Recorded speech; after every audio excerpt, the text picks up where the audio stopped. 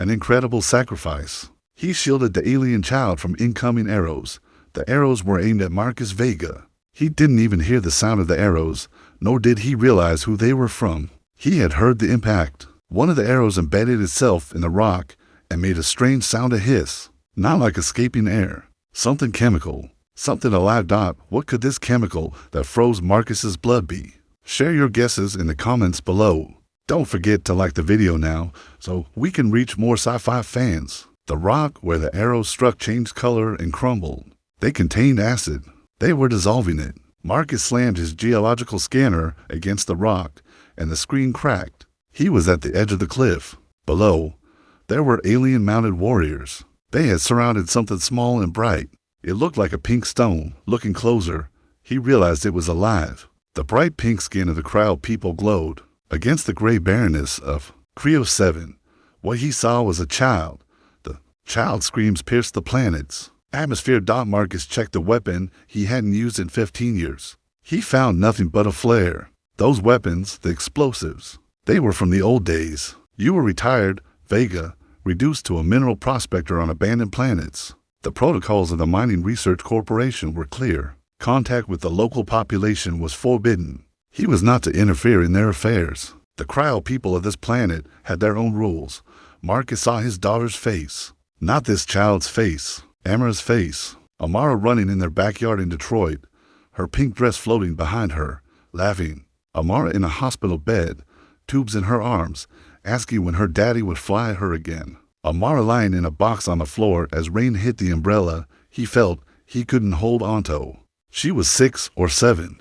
Her bright pink skin, almost glowing in the harsh double sunset of Cryo 7. Her silvery robes tangled in her small legs as she tried to scramble back up the rocky incline. Her bare feet sliding on the loose shell. Her hair was white, long, whipping in the wind as she tried to run. His legs moved. Marcus shouted, "Leave him alone. What are you doing? He's a child." One of the warriors turned his face towards Marcus. The instant he pressed the trigger on his crossbow, Marcus leaped. The world became instant snapshots. The child's eyes violet and incredibly wide locked onto his face. The bronze tips of 5 crossbow bolts converging where he had just stood. The impact of his shoulder against the girl's waist. Both of them tumbling down into the shallow stream behind the ridge. Fire erupted on his back. Worse than fire. Burning ice had pierced and embedded itself through his thermal jacket. A coldness enveloped his body. His heart rhythm broke. The child was crying in his arms. The coldness tightened its grip. His vision narrowed. A woman in bronze armor, her skin rose pink. She was screaming. She pulled the child from his arms with such force that the girl cried out, then held her at arm's length, examining her as if performing contamination control. The child sobbed words Marcus couldn't understand, reaching out to him. But the woman turned her back, barking orders. Marcus's last coherent thought was confusion. He had saved her. Why was she angry? Then the cold reached his brain, and the world dissolved into nothingness. Consciousness returned, brief and fragmented. A stone ceiling carved with spiral patterns, painful to look at. Voices, speaking too quickly, words running together. Hands moving over his body, he couldn't feel them, but he could see their shadows in his peripheral vision. The venom should have killed him in minutes. A voice, clinical, detached. His biology is different. Darker skin, different bone structure. The freezing toxin crystallized instead of spreading. Locked in a state of stasis. Captain Sarah demands answers. Another voice, harsher. The child is unmarked, but the shame, the words meant nothing. Everything was cold. So cold his thoughts moved like glaciers, barely progressing, crushing everything under their weight. Darkness again. The Hall of Ancestors was built into the mountain.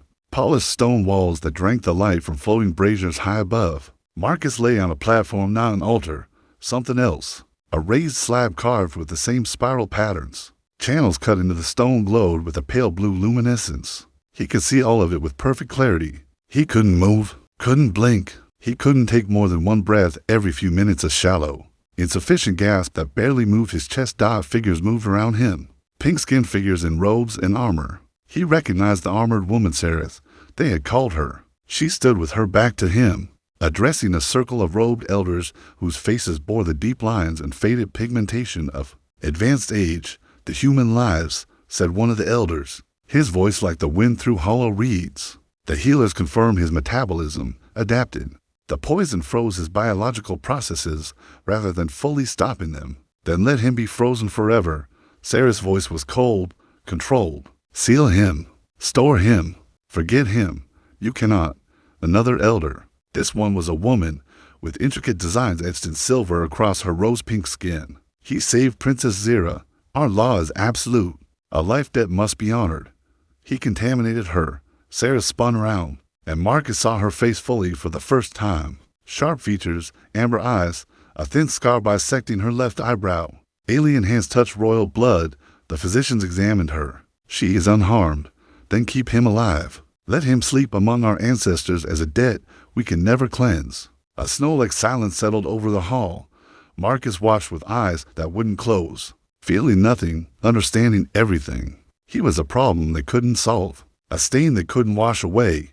Sarah looked at the elders, then at Marcus. Her expression was unreadable. Very well, she said quietly. Then her voice dropped to something only he would hear, if he could truly hear. If you wish to be remembered, human, you shall be remembered. Forever. She left. The elders dispersed. The healers approached with vessels containing the same glowing blue substance that filled the channels in the stone platform. They began applying it to Marcus's skin in thin layers. Where it touched, the cold burned. He tried to scream. Nothing came out. One of the healers leaned in close, an older male, with kind eyes and soft pink skin lined with age. I am sorry, he whispered.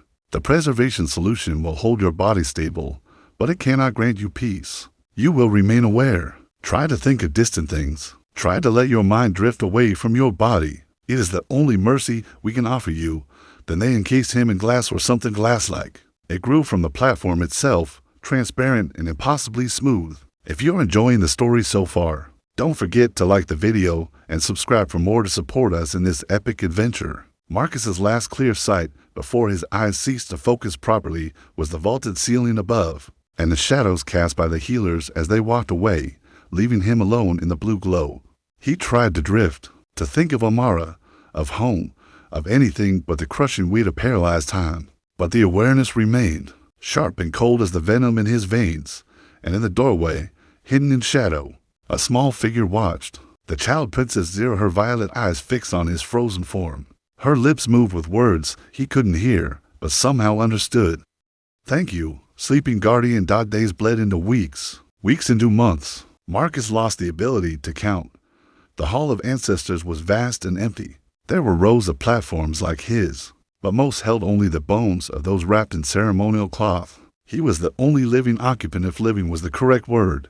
The blue glow never changed. The sun did not reach this deep into the mountain. Time became a weight he carried without the ability to set it down. Sometimes attendants would come to check the levels of the preservation solution.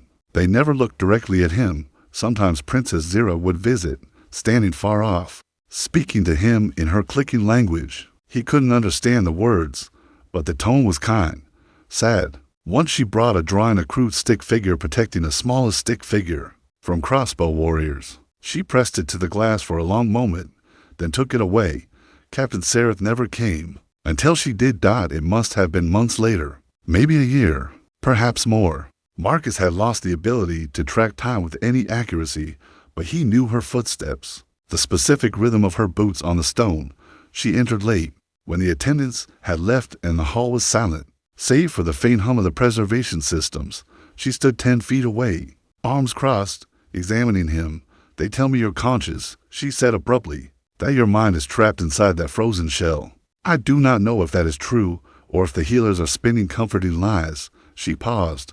If you can hear me, I want you to understand one thing. She stepped closer. Her reflection appeared on the glass encasing him. I hate you, she said clearly. I hate that you witnessed my failure. I hate that you were faster, braver, more willing for a child that was not yours. I hate that every time I close my eyes, I see you running while I was still trying to comprehend the attack.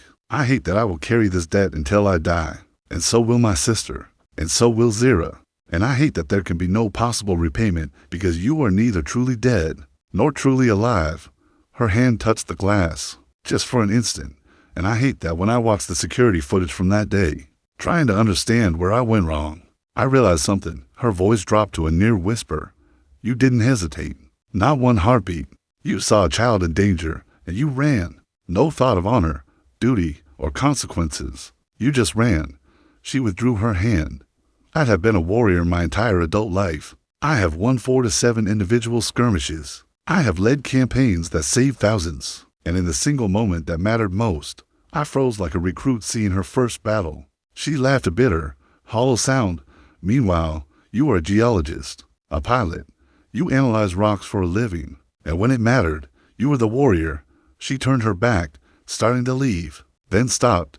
The rebellion grows. Commander Thax has seized to more provinces. The council believes we may lose the capital in 5 years. I wonder what they will do to you when it falls, and it will fall. Will they display you as a trophy? Will they shatter your casing? Will they finally let you die? She walked towards the exit, then paused one last time at the doorway. If you can hear me, human, if there is any awareness left in there, I am sorry. For my failure, for your suffering, for all of it. Then she was gone, and Marcus was alone again with the weight of time and the memory of her hand on the glass.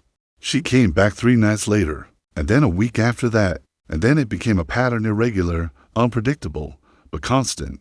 Sometimes she stood in silence. Sometimes she spoke about tactical decisions, political maneuvering, the slow decay of her civilization under the pressure of Thax's rebellion. Sometimes she spoke about her sister, the Queen Zira's mother, and the impossible burden of protecting them both. Your people must think we're savages, she said one night, pacing in front of his case. Crossbows and swords, while you have ships that cross the stars. But our world is poor in the metals you need for advanced technology. What little we have goes to agriculture, medicine. We chose food over weapons. She stopped, pressed her forehead against the glass. Thax has the northern mines now, building foundries. In another year, he'll have firearms. Crude, but effective. And we'll still be fighting with bronze. Her voice dropped. Our scouts say he's moving on the eastern bridge at dawn. 2 days, maybe 3. Marcus wanted to respond. Wanted to tell her that his people had made the same choice once and survived it. Wanted to say something, anything, to ease the desperation in her voice. But he remained frozen, a silent witness to her unraveling. One night, months or years later, he truly lost count. She brought something with her. A small device, pre-fall human technology by the look of it. The casing battered and corroded. We found this in your survey shuttle, she said, turning it over in her hands. Took our engineers 6 months to power it without destroying the data inside. She activated it. Light flickered. Then sound, a child's voice, high and sweet and painfully familiar. Daddy, come back alive. Mommy says your mission is dangerous, but you promised you'd come home for my birthday. I'm making you a card. See? It has a rocket ship, and that's you inside. Sarah shut it off. Her hand was shaking. That's why you ran. Her voice had gone soft, all the edges smoothed away. You saw her, your child, in Zira's face. She set the device down carefully, as if it might shatter. I researched your species. Your ship's records were badly damaged, but we recovered some personnel files. Amara Vega, daughter, died 4 years before you left Earth. Leukemia, 7 years old. She looked at him through the glass. You couldn't save her, so you saved ours. Silence filled the hall. Not empty silence, but thick with the weight of understanding. I've been angry at the wrong person. Sarah said quietly, you didn't choose to shame me. You just saw a chance to not fail again. She touched the glass once more, her palm flat against it. I understand now. You're not a hero. You're just a father who got one more chance.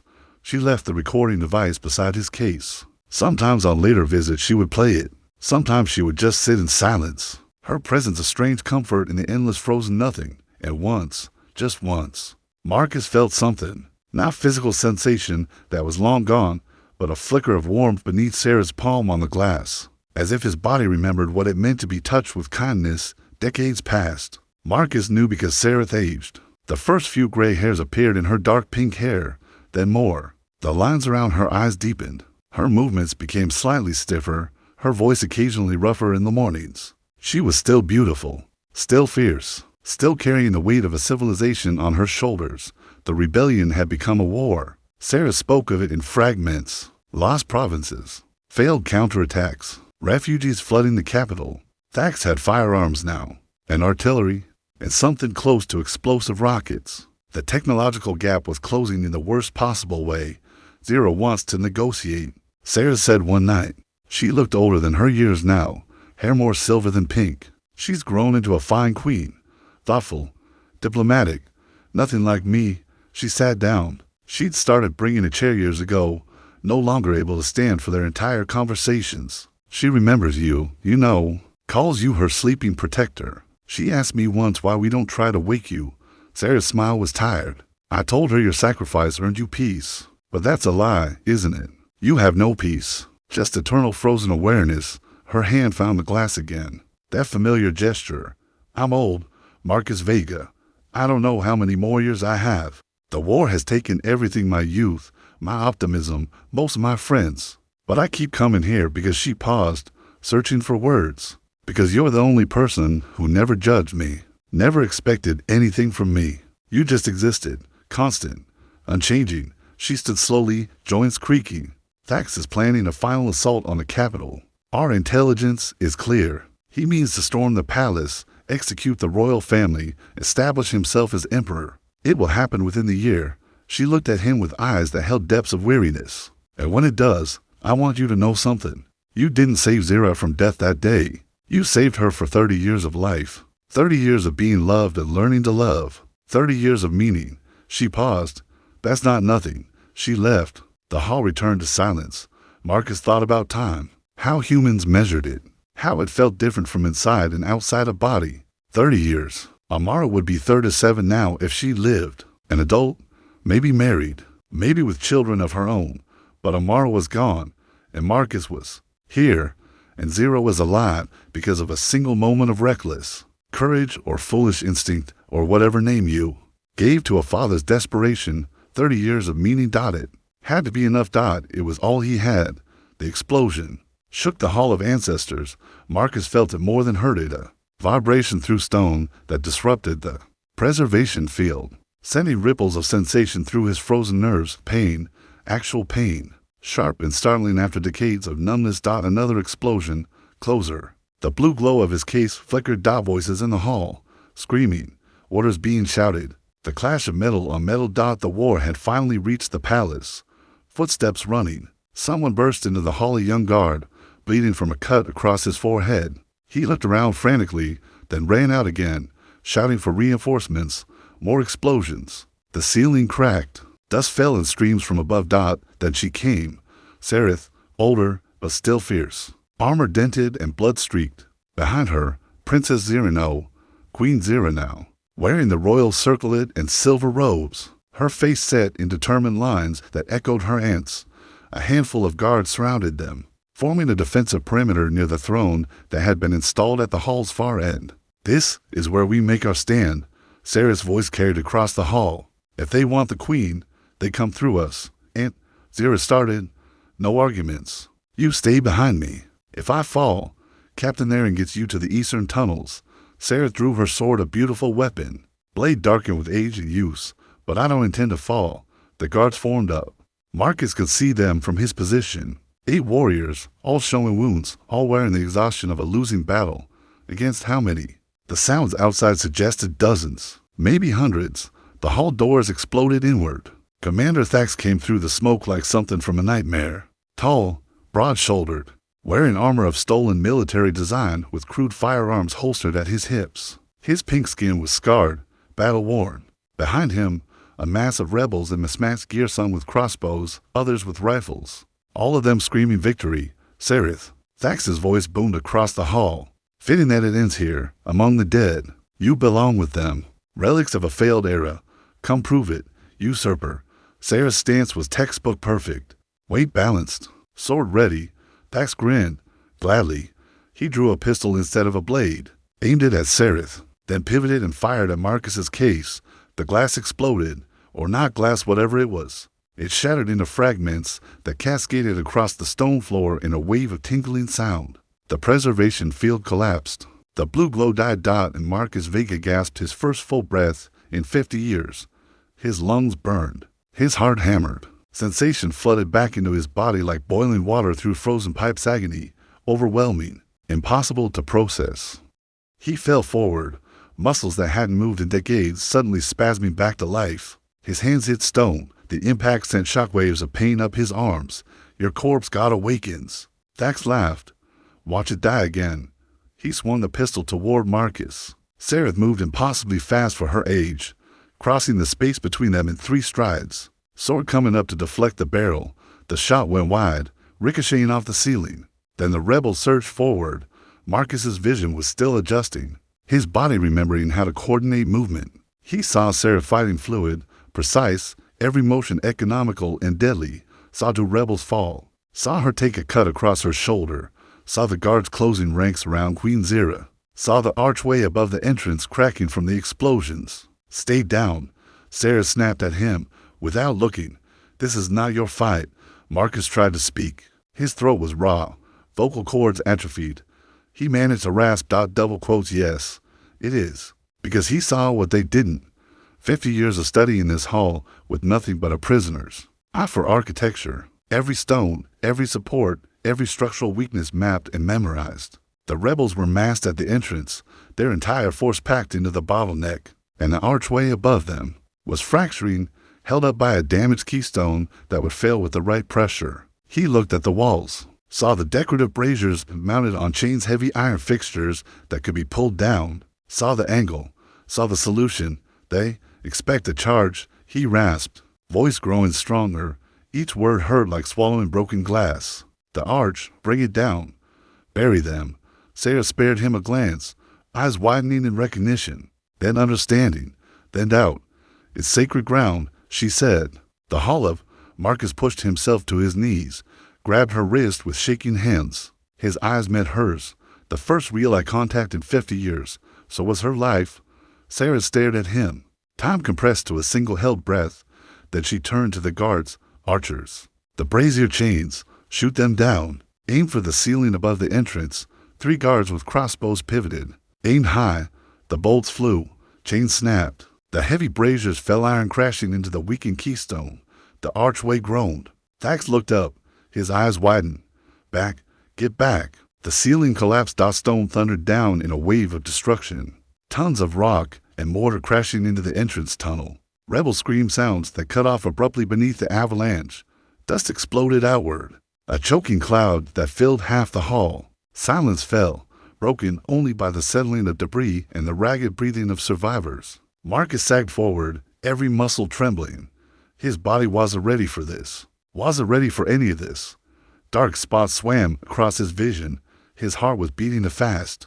The heart, trying to make up for 50 years of near stillness. Through the dust, he heard footsteps. Saw Sareth approaching, sword still in hand, blood dripping from her wounded shoulder. She looked at him, really looked, like she was seeing him for the first time. Then she removed her sword belt, knelt down, laid the blade at his feet.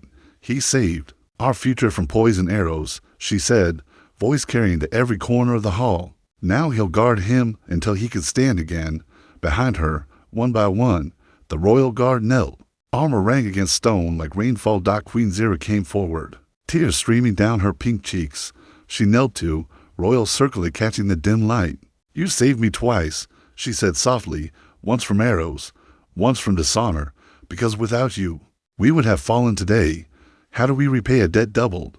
Marcus tried to answer. His voice failed. His vision was narrowing, body shutting down from the shock of sudden awakening after decades of suspension. He was dying. He could feel it, systems failing one by one. Sarah's hand found his, warm, real, the first human touch he'd felt since before the poison. Her fingers laced through his. Silent contract, wordless promise, stay, she whispered. Just that one word. Desperate, urgent. He wanted to. God, he wanted to. But his body had other plans. The darkness came up fast, swallowing everything.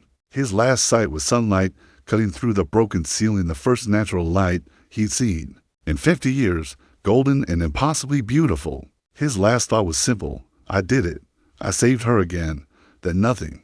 The awakening conscious returned in fragments. First, the sounds. Sareth was arguing with someone. Her voice was sharp with frustration. I don't care what the protocols say. He saved the queen twice. He deserves better. His biology is failing. Captain, a different voice, clinical. The reversal of the preservation process was never intended. His cells are shutting down. Then repair them. We do not know how. We are not experts in human physiology. We barely kept him stable for 50 years as it is. Silence. Then Sarah's voice, lower. Is he conscious? Yes. The neural pathways are still active. Can he hear me? Probably. Footsteps. A hand on his hand. Sarah's hand. He knew it without seeing. Marcus. She had never used his name before. I need you to stay. Just a little longer. The rebellion is broken, but it's not finished. Thax fled into chaos. His forces are scattered, but they will regroup. We need time to rebuild. To stabilize, her hand squeezed his, and selfishly, I need to know you are all right. I spent 50 years talking to a frozen man. Now that you are finally awake, you cannot just leave. Marcus tried to move his hand. He managed the smallest squeeze. She gasped. Did you feel that? Another squeeze. Stubborn idiot. She chuckled. A real laugh, a sound he had almost never heard from her. Fine. You fight. I will too. The healers say there might be something in the ship's medical database. Information on human cell repair. We are searching the wreckage now. Days bled into what felt like weeks. Marcus floated in a semi-conscious haze, aware yet disconnected. Sometimes he heard Sareth reading to him. Tactical reports. Historical texts. Once, even a children's story that made her voice soft and nostalgic. Sometimes Queen Zira visited, telling him about the rebuilding efforts, the returning refugees, the slow process of peace. Sometimes he heard the healers arguing, their voices tied with disappointment. Then one day, clarity returned like the opening of a door. Marcus opened his eyes. He was in a different room, smaller, warmer, with real sunlight streaming through a window. Medical equipment surrounded his bed, some of it clearly adapted from his ship's supplies. And beside him, asleep in a chair, head resting on her arms, leaned against the edge of his bed, was Sereth. She looked exhausted. Her gray hair was loose over her shoulders instead of pulled back. The lines on her face were deeper than he remembered. But in sleep, she was peaceful. The constant state of alert had finally relaxed. Marcus moved his hand. It responded slowly, tremulously, but it moved. He touched her hair. She was instantly awake. Her hand going to where her sword should have been, but wasn't. Then she saw him, saw his open eyes, his deliberate movement, and she froze. Hello, Marcus said. His voice was raspy, but functional. Sarah stared. Then she grabbed his hand with both of hers and pressed it to her forehead, breathing rapidly. You impossible, stubborn, impossible human, she said. Every word was slightly trembling. Do you have any idea? She couldn't finish. The healer said you had days left, maybe hours. Your cellular structure was collapsing. And then, suddenly, yesterday, it stopped. It started to reverse. They think the protocols from your ship's medical database worked. How much time passed? Marcus asked. Since the battle? 6 weeks. She lifted her head, looking into his eyes. Since you first saved Zira? 50 years, 3 months, 18 days. Marcus absorbed it. You counted. I had nothing but time. She stood, went to pour water from a carafe, brought it to him, and helped him drink. The water tasted strange, the wrong minerals, the wrong pH, but it was wet and cool. And it was glorious. The rebellion? He asked, scattered. Thax is in hiding. We are hunting him, but it is slow going. She sat back down. The people call you the 2-time protector. There are songs already. Mostly terrible songs, but enthusiastic ones. Marcus almost smiled. And you? What do you call me? Sareth was silent for a moment. I call you the man who taught me what courage really means. Not the absence of fear. Not tactical genius. Just seeing a thing that needs to be done and doing it. Consequences be damned. I was afraid, Marcus said. Both times. I know. That's what makes it courage. She reached out, hesitated, then touched his face. Tentative, as if checking you were real. For 50 years I was angry at you, grateful, guilty. Dozens of other things I couldn't name, but mostly, she paused, mostly I was talking to you. And now that you can finally answer, I don't know what to say. You can start with your name. Marcus said, your full name. I've only heard Captain Sareth, Sareth Kinthora, Captain of the Royal Guard, Queen's Aunt, keeper of debts I can never repay. She smiled a real smile, not the earlier pained ones. And apparently, caretaker of resurrected humans. I like that last one, Marcus said. His eyelids were growing heavy again. "Stay?" he asked. "Where else would I go?" She settled back into the chair, her hand finding his. "Rest. Marcus Vega. I'll be here when you wake up." He believed her. Recovery was slow and painful, full of setbacks. Marcus's body had to learn everything again. To walk, find motor control, to regulate temperature, even to properly digest food. The healers worked tirelessly, combining their knowledge of cryophysiology with the protocols from his ship's medical database, creating something hybrid and experimental. Sareth was there through it all, helping him stand when his legs threatened to wobble and give out, arguing with the healers when they wanted to move too fast or too slow, reading to him during the bad days when infection set in, a side effect of the 50-year suspension, and his fever ran so high he barely knew where he was. "You saved the Queen. Twice," she told him in one of those feverish dreams, her voice his only anchor to reality. "You are forbidden to die of something as mundane as an infection. Heroes do not go like that." "Not a hero," Marcus mumbled. "Just a father. You are both. Now shut up and let the medicine do its work." He did. It worked. 3 months after he woke up, Marcus took his first independent steps 10 meters across the medical room and back. Sareth watched from the doorway, arms crossed, trying to look stern. But he saw her wipe her eyes when she thought he wasn't looking. For months later, he could walk the palace corridors. Queen Zira insisted on giving him the tour herself, showing off the rebuilding effort. The throne room was still sealed to damage to safely repair, but the rest of the palace was slowly coming back to life. "We are building a new hall," Zira said as they walked. She was in her late 30s now, wearing the burden of leadership with grace. "The architects want to incorporate elements from the old one, to remember what we lost, what we learned." "What did you learn?" Marcus asked. Zira stopped. She turned to face him. "That honor is not about never needing help. It is about accepting help gracefully when it is offered, and it is about offering help without calculating the cost." She smiled. "You taught us that." Both times, she led him to a window overlooking the city. Below, Marcus could see pink-skinned people in the streets rebuilding, trading, living, children playing in a square that weeks ago had been a battlefield. "Thax is still out there," Zira said quietly. "Our scouts report he is massing forces in the mountains. He is planning something. Sarah thinks it's a final push, a last-ditch attempt to seize the throne before his support completely collapses." Marcus looked at her. "You're afraid." "I am terrified," she said it simply, without shame. "But I have learned from watching you that fear does not mean inaction. It just means you understand the risks." The final charge of the attack came on a cold morning, when frost coated the palace walls. Marcus was in the training courtyard doing basic exercises that still exhausted him, continuing to recover his strength. When the alarm bells rang, Sareth appeared in the doorway, already armored, her sword at her hip. "He's here. Thax's forces, smaller than before, but better armed. They are coming in through the eastern approach." She walked up to him, grasping his shoulders. "You are staying in the secure wing with the Queen. No arguments." "Sareth, no." Her eyes were hard. "You have given enough. I will not lose you to the desperate last stand of a man who has already lost." She made to leave. Marcus grabbed her arm. "Be careful," he said. "Please." Her expression softened. She touched his face, a gesture that had become familiar between them. A reality check, an affirmation of presence. "I always am." Then she was gone, the sound of her boots echoing on the stone. Marcus stood there for perhaps 10 seconds.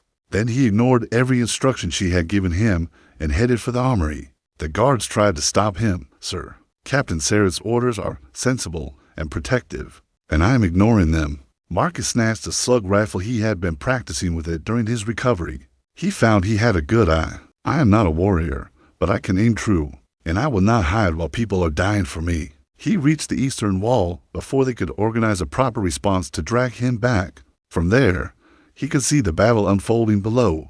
Thax's forces, perhaps 200 fighters, were pressing the outer defenses. They had explosives, they had fire, and they had the desperation of people with nothing to lose. Sareth was in the thick of it.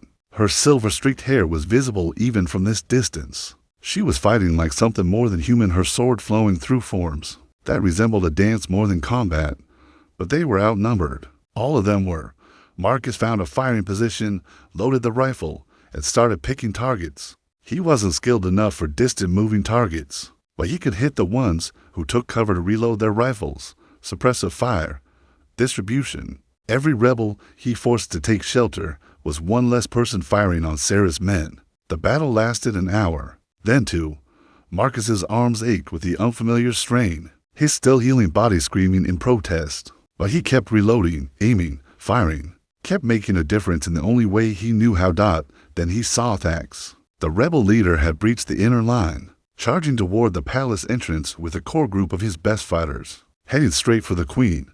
Sarah saw it too. She disengaged from her current fight and sprinted to intercept. She would be too late. Marcus could see the angles, the timing. Thax would reach the entrance 3 seconds before Sarah could get there. 3 seconds for him to get inside, to reach Zira, to end everything. Marcus didn't think. He just moved. He leaped down from the wall, a 12-foot drop that months ago would have killed him, but now just knocked the air from his lungs and sent a jolt of pain up his legs. He stumbled, caught himself, started running. His body protested. His lungs burned. His vision blurred at the edges, but he could see Thax ahead. He could see the palace entrance. He could see he threw himself into Thax's path. The collision sent both of them sprawling. Thax recovered first, of course he did. He was a trained warrior, and Marcus was a geologist who had spent 50 years frozen. The rebel leader's fist slammed into Marcus's jaw. Stars exploded in his vision. Another punch to the ribs emptied the air from his lungs. "You!" Thax hissed, grabbing Marcus by the throat. The corpse god, still interfering. Still, Sarah's sword went through his shoulder. Thax screamed, dropping Marcus, spinning around. Sarah was right on him, her blade moving too fast to track. Around them, the royal guards closed in, cutting Thax's fighters off from their leader. Marcus lay on the ground, gasping, watching the finale. Thax fought well, even wounded. He was dangerous, but Sarah was better. She always had been. With a move that sent his sword spinning through the air, she disarmed him, then pressed her blade against his throat. "Surrender," she said. She wasn't yelling. It was barely above a speaking voice. Thax looked at her, then at Marcus, still lying on the ground, then back at Sarah. He spat blood. To the embrace of a human? Never. Then not with your pride. Sarah's blade didn't waver. Wait. Marcus forced himself up onto his knees, every muscle screaming. "Don't kill him." Sarah looked at him, her eyes wide.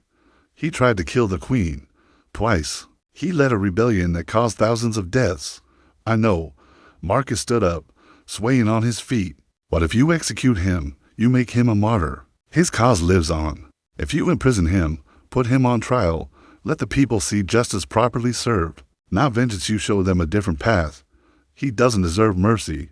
I'm not asking for mercy. I'm asking for law. The thing that separates you from him." Marcus looked at Thax, then back at Sarah. "You told me once you carried debts you could never clear. Don't add this one. Don't let him turn you into something you'll hate." The silence stretched on the battlefield. Warriors on both sides had stopped, watching. Sarah's hand trembled slightly on her sword.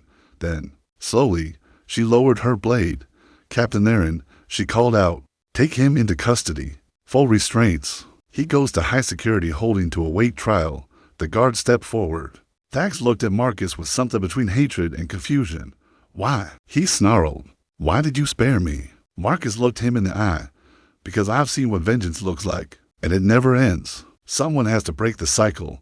They dragged Thax away. The remaining rebels began to surrender. Seeing their leader captured, the battle was over.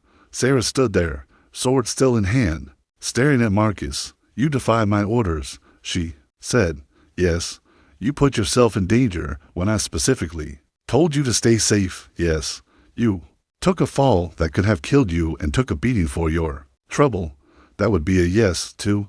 She sheathed her sword. She walked toward him and pulled him into a crushing embrace. Marcus's ribs likely cracked from Thax's punches protested loudly. He didn't care. "You impossible, stubborn, beautiful fool," she whispered into his shoulder. "Do not ever do that again. I can't promise that." "I know." She pulled back, enough to look at him. Her face was streaked with soot and blood. Her eyes shone with tears she would not shed. "That's why She stopped. "That's why you what?" Sarah hesitated. Then she kissed him. It was short, fierce. It tasted of blood and smoke and 50 years of unspoken words. When she drew back, her eyes were wide, as if surprised. "That's why I can't stand to lose you," she finished quietly. Marcus touched his cracked lip, grinning despite the pain. "You should have led with that. It would have saved me a lot of confusion the last few months. I am not good at this. At feelings. At this." She waved a hand helplessly. "I am a warrior. I know tactics and duty and honor. Not this." "Me neither." Marcus took her hand. "But we can figure it out. If you want to." "I want to." She squeezed his hand. "For however much time we have." Around them, the palace guards were cheering. Queen Zira appeared in the entrance, relief spreading across her face at the sight of them both alive. The city bells began to chime. Not an alarm this time, but a celebration. The war was over. Finally, truly over. A new life. Years that followed were quieter, peaceful in a way neither Marcus nor Sareth had ever known before. The trial took months. Thax was given every opportunity to defend himself, to present his grievances, to explain why the rebellion had seemed necessary. Some of his grievances were valid. The outer provinces had been neglected. Resources had been too centralized in the capital. Zira listened to all of it, then announced a series of reforms.